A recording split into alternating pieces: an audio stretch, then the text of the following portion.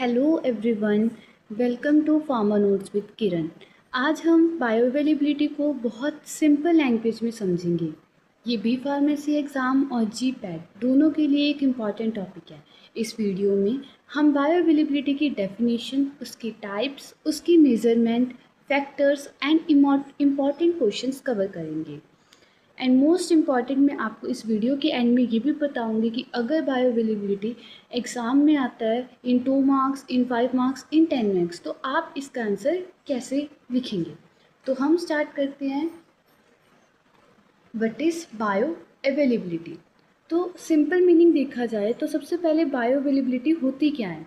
Bioavailability का मतलब होता है किसी भी ड्रग का कितना अमाउंट अनचेंज्ड फॉर्म में ब्लड स्ट्रीम या सिस्टमिक सर्कुलेशन तक पहुंचता है। एक सिंपल एग्जांपल देखते हैं। सपोज एक पेशेंट ने 100 mg ड्रग ली, उसके ब्लड स्ट्रीम में 60 mg ड्रग पहुंची, तो उस ड्रग की बायोअवेलेबिलिटी कितनी होगी? 60%। ओके, याद रखने वाली बात यही है इसमें कि जितनी ज़्यादा हायर बायोअवेलेबिलिटी होगी उतना ही ड्रग हमारा ब्लड तक पहुंच रहा है और उतनी ही वो क्या दे रहा है? बेटर थेरेपेटिक इफेक्ट दे रहा है अपना। सिंपल फ्लो चार्ट देखें तो ड्रग एडमिनिस्ट्रेड हुई, एब्जॉर्प्शन हुआ, सिस्टमिक सर्कुलेशन तक पहुंची और बायोअवेलेबिलिटी शो की। नेक्स्ट हम देखिए, अगर एग्ज़ाम पॉइंट ऑफ व्यू से अगर हम बायोअवेलेबिलिटी की डेफिनेशन देखते हैं तो डेफिनेशन आती है the rate and extent to which the active drug ingredient is absorbed from a drug product and becomes available at the site of action. तो आपको अगर एग्ज़ाम में आती है तो आपको ये डेफिनेशन लिखनी होगी। ओके, इम्पॉर्टेंट पॉइंट इसमें ये है कि बायोअवेलेबिलिटी हम हमेशा यूजली परसेंटेज में ही एक्सप्रेस करते हैं और जो आईवी रूट की बायोअवेलेबिलिटी होती है वो होती है 100%। बिकॉज जो ड्रग है आईवी रूट से जो ड्रग देते हैं वो हमारी डायरेक्टली ब्लड स्ट्रीम में जाती है, तो आईवी रूट की 100% बायोअवेलेबिलिटी होती है। और ये तो हमने देखा ही है कि जितनी ज़्यादा हायर बायोअवेलेबिलिटी होगी उसका मतलब उतनी ही बेटर ड्रग एब्जॉर्प्शन हुई है। अब आते हैं कुछ फैक्टर्स जो इसको अफेक्ट करते हैं। तो ये हमारे 2 पार्ट्स में डिवाइड है, physico chemical factors and physiological factors. Physico chemical में solubility and dissolution rate, particle size, salt form. और अगर फिजियोलॉजिकल फैक्टर्स देखें तो gastric emptying time, first pass metabolism and presence of food. तो ये कुछ सेवरल फैक्टर्स हैं जो हमारे बायोअवेलेबिलिटी को अफेक्ट करते हैं। इन फैक्टर्स की वजह से जो ड्रग जो है ब्लड स्ट्रीम तक पहुंचने वाली अमाउंट कम या ज़्यादा हो सकती है इन फैक्टर्स की वजह से। ओके, सो नेक्स्ट है हमारा टाइप्स ऑफ बायोअवेलेबिलिटी। बायोअवेलेबिलिटी हमारी मेनली 2 टाइप्स की होती हैं। First one is absolute bioavailability and second one is relative bioavailability. Absolute bioavailability में हम क्या करते हैं, नॉन आईवी रूट वाली जो सेम ड्रग है उसकी ही नॉन आईवी रूट और आईवी रूट को, इन दोनों को हम क्या करते हैं, कंपेयर करते हैं। ओके, जैसे oral tablet versus IV injection. और रिलेटिव में क्या होता है कि हम दो फॉर्मुलेशंस को क्या करते हैं, कंपेयर करते हैं इसमें। जैसे टैबलेट वर्सेस कैप्सूल या brand A versus brand B, जो बिल्कुल ही टोटली फॉर्मुलेशंस क्या होती हैं, डिफरेंट। तो एब्सोल्यूट में क्या करते हैं हम नॉन आईवी और आईवी रूट को करते हैं और इसमें हम डिफरेंट फॉर्मुलेशंस को कंपेयर करते हैं। सो अब आता है हमारा इम्पॉर्टेंस ऑफ बायोअवेलेबिलिटी। बायोअवेलेबिलिटी क्यों इम्पॉर्टेंट है? बायोअवेलेबिलिटी इम्पॉर्टेंट इसलिए बिकॉज ये हेल्प करती है ये डिटरमाइन करने के लिए कि कितना अमाउंट ऑफ ड्रग जो है वो हमारा सिस्टमिक सर्कुलेशन तक पहुंचा है और कितना उसने एक डिज़ायर जो उसका थेरेपेटिक इफेक्ट है वो शो किया है। तो इसको डिटरमाइन करने के लिए हम बायोअवेलेबिलिटी का यूज़ करते हैं। और कहाँ कहाँ यूज़ की जाती है बायोअवेलेबिलिटी, क्यों क्यों इंपॉर्टेंट होती है और किस किस चीज़ में यूज़ की जाती है। किसी भी ड्रग की करेक्ट डोज को डिसाइड करने के लिए हम बायोअवेलेबिलिटी का यूज़ करते हैं। ये इंश्योर करती है कि प्रॉपर थेरेपेटिक इफेक्ट शो करे और यूज़फुल है डिफरेंट डोसेज फिल्म को कंपेयर करने के लिए। और इम्पॉर्टेंस होती है इन ड्रग डेवलपमेंट। कोई भी न्यू ड्रग डेवलपमेंट हो रही है, ठीक है, कोई भी न्यू फॉर्मुलेशन डेवलप हो रही है, तो उसमें बायोअवेलेबिलिटी इम्पॉर्टेंट है।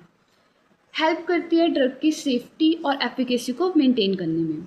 क्विक रिमेंबर बॉक्स देखें तो ये हमने पहले भी देखा है कि जितनी ज़्यादा बायोअवेलेबिलिटी होती है उतनी ही ज़्यादा ड्रग हमारी ब्लड तक पहुंचती है और उतना ही बेटर थेरापेटिक इफेक्ट वो शो करती है। नाउ हमारा आता है मेजरमेंट ऑफ बायोअवेलेबिलिटी। अब मेजरमेंट देखें तो बायोअवेलेबिलिटी को मेज़र करने के लिए हमारे पास 4 मेथड होते हैं। Plasma drug concentration time curve, most common method, and urinary excretion method, third pharmacological response method, and fourth one is clinical response method. तो फर्स्ट है plasma drug concentration time curve. ये बहुत ही मोस्ट कॉमन मेथड है, ठीक है, और bioavailability determined होती है इस पर एरिया अंडर कर्व को कैलकुलेट करके। देन सेकंड है यूरिनरी एक्सक्रीशन मेथड। इसमें हम क्या देखते हैं कि कितना अमाउंट ऑफ ड्रग जो है वो हमारा एक्सक्रीट हुआ है, अनचेंज ड्रग, ठीक है, अनचेंज फॉर्म में कितना अमाउंट ऑफ ड्रग हमारा एक्सक्रीट हुआ है यूरिन में। देन हमारे पास आता है फार्माकोलॉजिकल रिस्पॉन्स मेथड। ये किसके बेस पे होता है, हमारा कितना ड्रग फार्माकोलॉजिकल इफेक्ट शो कर रहा है उसके बेस पे मेजरमेंट होती है। और क्लिनिकल रिस्पॉन्स में based on clinical effect observed in patient, जो भी पेशेंट के अंदर जो क्लिनिकल इफेक्ट शो किए जाते हैं उसके बेस पे मेजरमेंट होती है। नाउ नेक्स्ट हमारे पास आता है plasma drug concentration time curve. ये बहुत ही ज़्यादा मोस्ट कॉमन मेथड है, ठीक है, और इसमें हमारे पास एक ग्राफ आता है जो बहुत इंपॉर्टेंट है।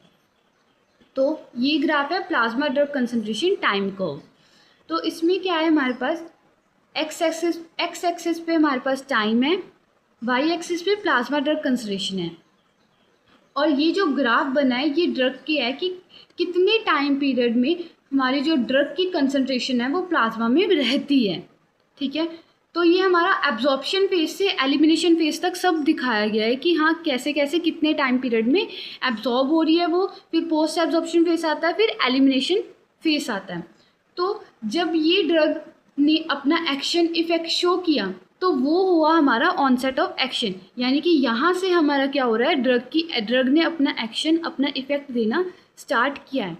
और जितने पीरियड ऑफ टाइम तक वो ड्रग हमारी बॉडी में रही है उस पीरियड ऑफ टाइम को हम कहते हैं ड्यूरेशन ऑफ एक्शन, यानी उस पीरियड ऑफ टाइम में उस ड्रग ने अपना एक एक्शन शो किया है।